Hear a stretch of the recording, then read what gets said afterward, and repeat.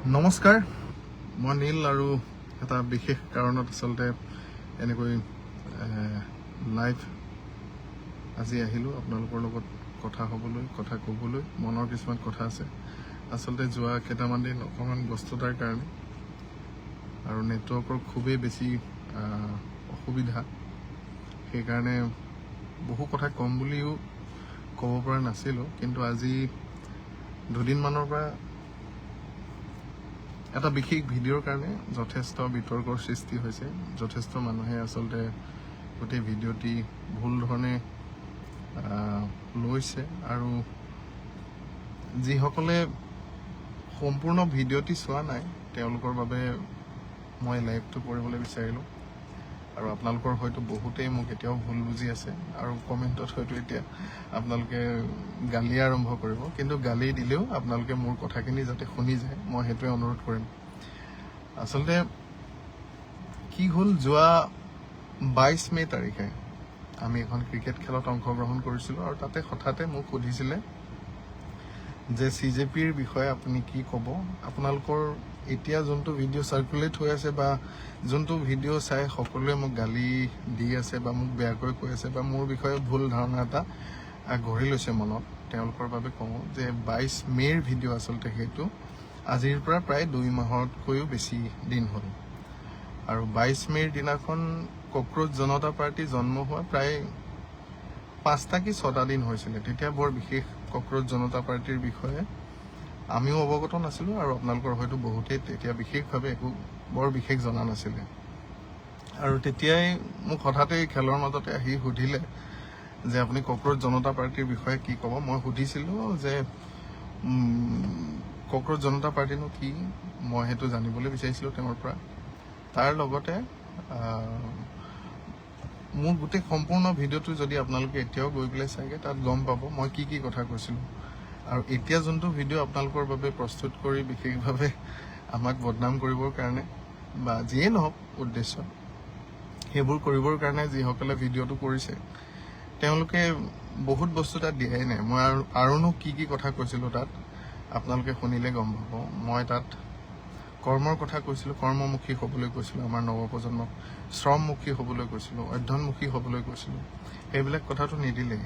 আৰু যিখিনি কথা কৈছে তেওঁলোকে যিবোৰ সুধিছিলে প্ৰশ্ন, সেই প্ৰশ্নবোৰো নাই। কেৱল আৰু কেৱল মাত্ৰ বেকগ্ৰাউণ্ডত মিউজিক দুটামান লগাই আমাৰ যিবিলাক কথা সেইবিলাক এনেকুৱা ধৰণে যেন উপস্থাপন কৰিলে আমি আজিৰ দিনত যেন কিবা আন্দোলন এটাক, আমি প্ৰতিবাদ এটাক লগ দিয়া নাই অথবা প্ৰতিবাদটোক তোষামোদ কৰা যেন বুজাবৰ যত্ন কৰিলে, যিটো একেবাৰে নহয়। ছাত্ৰ সমাজৰ লগত নিজেও জড়িত আছিলোঁ, ছাত্ৰ আন্দোলনত আগতে ময়ো জড়িত আছিলোঁ। ছাত্ৰৰ আন্দোলন এটাক মই কেতিয়াও তুলনা মন্তব্য এটা নিদিওঁ তেনেধৰণে। মোৰ এটা কথা কোৱাত হয়তো অকণমান অহংকাৰ ভাৱ এটা হ'ব পাৰে, সেয়া মই ভুল স্বীকাৰ কৰিব লাগিব আৰু সেয়া কৰিছোঁ। মই হয়তো কওঁতে অকণমান ভুল হ'ল যে মই নিজেও চাকৰি কৰোঁ, মই ঘৰ চলাইছোঁ। মোৰ এই কথাখিনি কোৱাৰ এটাই উদ্দেশ্য আছিলে সেইটো সময়ত। যিটো সময়ত মোক সোধা হৈছিল যে কক্ৰোচ জনতা পাৰ্টিৰ বিষয়ে আপুনি কি ক'ব, সাধাৰণতে আমি যোৱা 2টা দশকৰ পৰা এই আন্দোলন যিবিলাক প্ৰতিবাদ হয় সেই প্ৰতিবাদবিলাকত তাৰে বহুত প্ৰতিবাদত আমি নিজেও অংশগ্ৰহণ কৰিছিলোঁ। কিন্তু প্ৰতিবাদবিলাকৰ যিটো ফাইনেল আউটকাম হয় সেইটো আমি নেটৱৰ্কৰ একেবাৰে বহুত অসুবিধা, আমি আচলতে ভিতৰুৱা অঞ্চল এটাত আছোঁ, তাৰ কাৰণে ক্ষমা কৰিব। সাধাৰণতে প্ৰতিবাদবিলাকৰ শেষত সদায় 2জন বা 3জন লোক লাভান্বিত হয়, আমি দেখি আহিছোঁ। গতিকে প্ৰতিবাদ এটাৰ কথা সুধিলে সাধাৰণতেই মানুহৰ মনৰ পৰা ওলাই যায় যে এইবিলাক বস্তুৰ পৰা আঁতৰিয়ে থাকিব লাগে। মোৰো সেই সময়ত মোৰ উদ্দেশ্যটো সেইটোৱে আছিল। কিন্তু তেতিয়াও কক্ৰোচ জনতা পাৰ্টিয়েনো কি কাৰণে গঠন কৰিছে, কক্ৰোচ জনতা পাৰ্টিনো কি কৰিবলৈ আগবাঢ়িছে, সেইবিলাক কথা একেবাৰে তেতিয়া বহুতেই নাজানিছিলে, ময়ো তাৰ ভিতৰত অন্যতম। আৰু যোনটো কথাৰ কাৰণে এটা আন্দোলনৰ সৃষ্টি হৈছে সেই কথাটোকতো আমিও সদায় সেই বস্তুটো আমিও বিচাৰোঁ। পৰীক্ষাৰ যিটো ব্যৱস্থাপনা আছে, যিটো ব্যৱস্থা আছে সেইটো সদায় সুচল হ'ব লাগে আৰু ভাল হ'ব লাগে। পৰীক্ষাৰ পেপাৰ লিক আমি কেতিয়াও ছাপোৰ্ট নকৰোঁ সেইবিলাক বস্তু। তাৰ কাৰণে যিবোৰ বিভাগীয় ব্যক্তি আছে তেওঁলোকে তাৰ কাৰণে দায়ী। যিবোৰ গাফিলতি হয় সদায় তাৰ কাৰণেতো আমিও মাত মাতোঁ, তাৰ কাৰণে আমিও ওলাই আহিম। ছাত্ৰ ছাত্ৰী সমাজৰ লগত মই কেতিয়াও তেওঁলোকৰ বিৰোধিতা কৰা নাই মই কেৱল আৰু কেৱল মাত্ৰ এই কথাটো এইটোৱে কৈছিলোঁ যে কক্ৰোচ জনতা পাৰ্টিৰ কৰাতকৈ নিজে কৰ্মমুখী হওক শ্ৰমমুখী হওক অধ্যয়নমুখী হওক আমাৰ গোটেই কথাখিনি তাত দিয়া নাই গতিকে মই সেই কথাখিনি আপোনালোকক ক'ব বিচাৰিলোঁ আৰু বাকী ছাত্ৰ ছাত্ৰীৰ লগত সদায়ে আছোঁ সদায়ে থাকিম নিজেও ছাত্ৰ জীৱন পাৰ কৰি আহিছোঁ মোৰ এটা ভুল হ'ল মই অকণমান অহংকাৰীভাৱে কৈ পালোঁ যে ময়ো চাকৰি কৰোঁ ময়ো ঘৰখন চলাই আছোঁ মোৰ ভুল হ'ল তাৰ কাৰণে আপোনালোকৰ ওচৰত মই ক্ষমা প্ৰাৰ্থনা মাগিছোঁ কিন্তু মোৰ উদ্দেশ্য আপোনালোকক আঘাত কৰাৰ একেবাৰে উদ্দেশ্য নাছিল সেইটো সময়ত মোৰ উদ্দেশ্য এটাই আছিল মই এইটোৱে বুজাব বিচাৰিছিলোঁ ময়ো চাকৰি কৰোঁ আপোনালোকেও চাকৰিৰ বাবে কষ্ট কৰক আপোনালোকেও শ্ৰমমুখী হওক আপোনালোকেও অধ্যয়নমুখী হওক মোৰ কেৱল আৰু কেৱল মাত্ৰ বাৰ্তাটো সেইটোৱে দিবলৈ যত্ন কৰিছিলোঁ কিন্তু সেই ভিডিঅ'টোত এডিট কৰি যি ধৰণে উপস্থাপন কৰিছে সেইবিলাক তেনেকুৱা ধৰণৰ মই মানুহ আগৰ পৰাই নহয় আৰু আগলৈও নহওঁ আপোনালোকৰ বহুতেই মোক গালি দিছে মই একেবাৰে বেয়া পোৱা নাই আপোনালোকৰ বহুতেই হয়তো গমেই পোৱা নাই যে ভিডিঅ'টো কেতিয়াৰ আপোনালোকৰ বহুতেই হয়তো নাজানে যে তাতনো কি কথা আছিলে আপোনালোকৰ বহুতেই হয়তো দেখাও নাই সেই ভিডিঅ'টো গতিকে মই অনুৰোধ কৰিম আপোনালোকে চাব আৰু তাত মোৰ উদ্দেশ্যটো সেইটোৱে আছিলে যে মানুহ শ্ৰমমুখী হ'ব লাগে কৰ্মমুখী হ'ব লাগে মোৰ কোৱা ধৰণটো হয়তো ভাল নহ'ব পাৰে বা ভুল হ'ব পাৰে তাৰ কাৰণে মই ক্ষমা প্ৰাৰ্থনা মাগিছোঁ আৰু অজানিতে যিসকল বৰ্তমান ছাত্ৰ ছাত্ৰী আছে তেওঁলোকে নিজৰ অধিকাৰৰ কাৰণে যেনেকৈ লাগি আছে তেওঁলোকৰ ওচৰত ক্ষমা খুজিছোঁ মই এইকাৰণেই যে মোৰ কেতিয়াও এইটো ইচ্ছা নহয় যে মই আপোনালোকৰ যিবিলাক সমস্যা আছে সেইবিলাকক লৈ টুলুঙা মন্তব্য কৰিম বা সেইবিলাকক লৈ মই কিবা হেতালি বা ধেমালি কৰিম তেনেকুৱা কেতিয়াও ব্যক্তিত্বৰ মই মানুহো নহয় আৰু আগলৈও নহওঁ তেনেকুৱা মোক নীতি শিক্ষা মা দেউতাই দিয়া নাই গতিকে মই যিমান পাৰোঁ যত্ন কৰি যাওঁ ৰাইজৰ কাৰণে কাম কৰিবলৈ হয় আমি ভিডিঅ' নকৰোঁ আমি ফটো নামাৰোঁ কিন্তু কাম কৰি থাকোঁ বহুতে নেদেখে আৰু বহুতে হয়তো গম পায় যোৱা দুদিন আগতে মই বানপানীৰ কাৰণে এটা পোষ্ট দিছিলোঁ যে মোৰ খং উঠিছে মই অসহায় মই কাম কৰিব পৰা নাই বা সহায় কৰিব পৰা নাই তাতো যথেষ্ট লোকে মোক সাঙুৰি লৈছে এই CJPৰ ভিডিঅ'টোৰ কাৰণে আচলতে ভুল বুজি লৈছিলে আৰু তেওঁলোকেও বহুতে মেছেজ কৰিছে বিভিন্ন ধৰণৰ গালি গালাজ তাৰ উপৰিও কৈছে যে তইনো হেল্প যদি কৰিব নোৱাৰ তই কেলৈ পোষ্ট দিব লাগে আচলতে মই পোষ্টটো এইকাৰণেই দিছিলোঁ যে মোৰ লগতে মোৰ বন্ধু ৩-৪ মান আমি সেইদিনাখন ৰাতি আহিছিলোঁ চেপনৰ পৰা দিতাই পুখুৰী অঞ্চলত কিবা কৰিব পাৰি নেকি বুলি সোমাবলৈ অকণমান মানুহক সহায় কৰিব পাৰি নেকি বুলি সোমাবলৈ আহিছিলোঁ কিন্তু পানীৰ সোঁত আৰু পানীৰ পৰিমাণ ইমানেই বেছি ভয়ানক আৰু ভয়াৱহ ৰূপত তেতিয়া বাঢ়ি আহিছিলে আমাক প্ৰশাসনৰ লোকে এটা নিৰ্দিষ্ট ঠাইৰ পৰা আমাক পাৰ হ'বলৈ দিয়া নাছিলে আৰু আমাক উভতাই পঠিয়াইছিল সেইকাৰণে আমি ঘূৰি আহি যেতিয়া বিফল হৈ আহিলোঁ সেই সময়ত মই বিফলতাৰ মুখ দেখি সেই পোষ্টটো তেনেকৈ লিখিছিলোঁ খং উঠিছিল আচলতে সেইটো সময়ত গতিকে বহুতে সেই কথাটো ভুল বুজি আছে বাৰু যিয়ে নহওক আপোনালোকে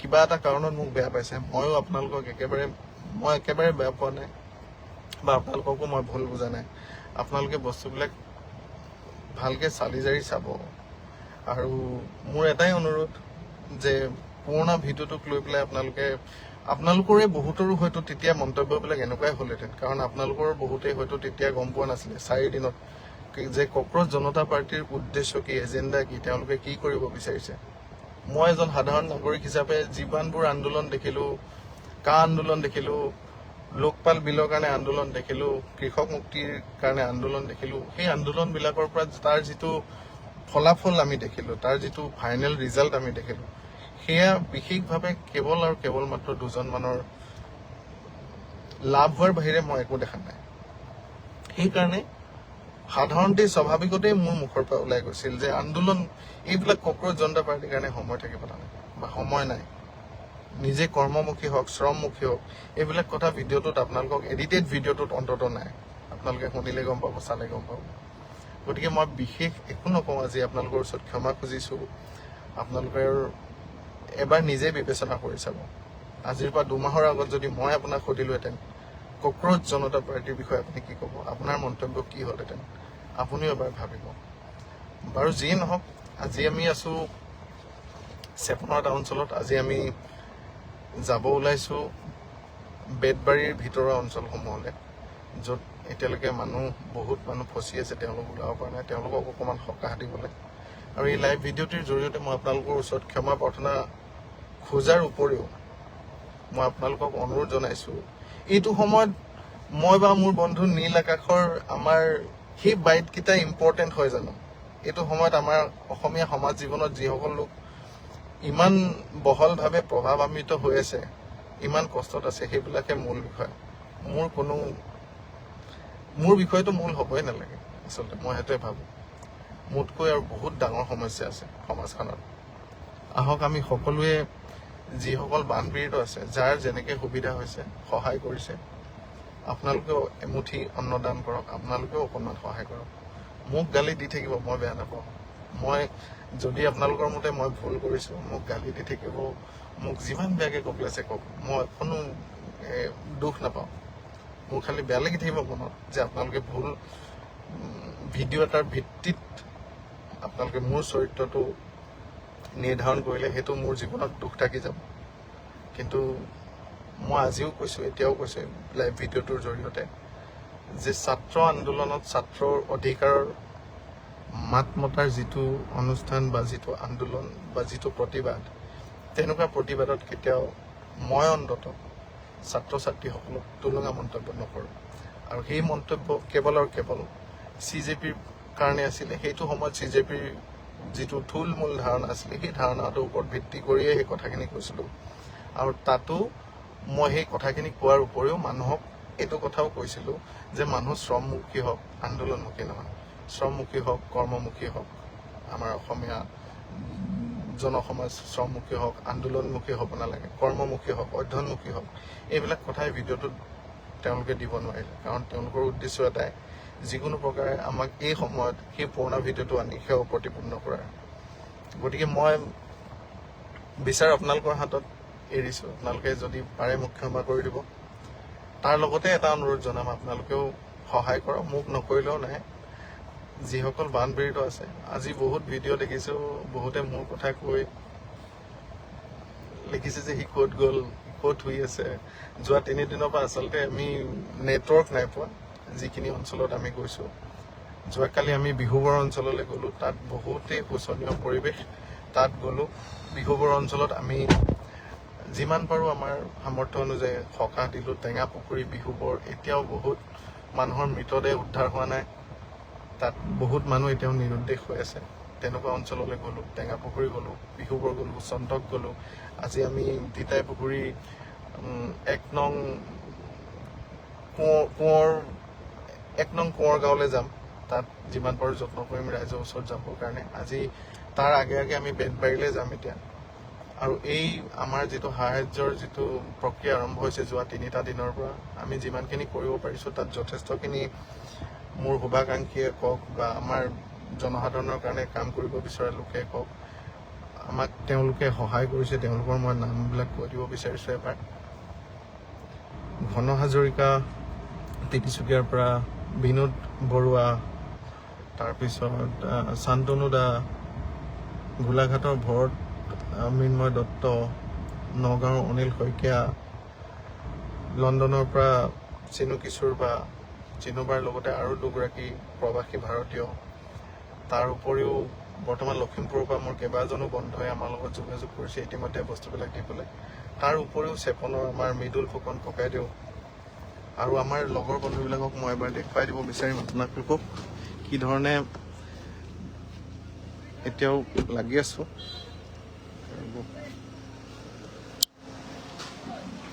ইয়াত সাজু কৰি থকা হৈছে প্ৰায় 500 এনেকুৱা পেকেট। লগৰবোৰ লাগি আছে, যিমান পাৰোঁ যত্ন কৰিছোঁ কৰি যাবৰ কাৰণে। এইফালে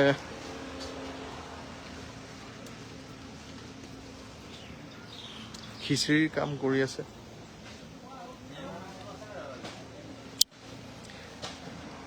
সিমানখিনিয়ে ক'লোঁ, মোৰ মনৰ কথাখিনি কৈ দিব বিচাৰিলোঁ। গতিকে আপোনালোকে বিবেচনা কৰিব, আপোনালোকে গালি দিব বিচাৰিছে গালি দিব, একো নাই। কিন্তু মই এটা কথা পুনৰবাৰ কৈ দিওঁ, সেইটো এটা পুৰণা ভিডিঅ' আৰু সেই সময়ত মই তেওঁলোক আগবাঢ়ি আহিছে সেইবিলাক কথা আছিল। গতিকে সচৰাচৰ দেখি অহা আন্দোলন বা সেইবিলাকৰ পৰা আচলতে বিমুখ হৈ পেলাই যেনেধৰণে ওলাব লাগে। মই এটা সাধাৰণ মানুহ মাত্ৰই ভুল হয়।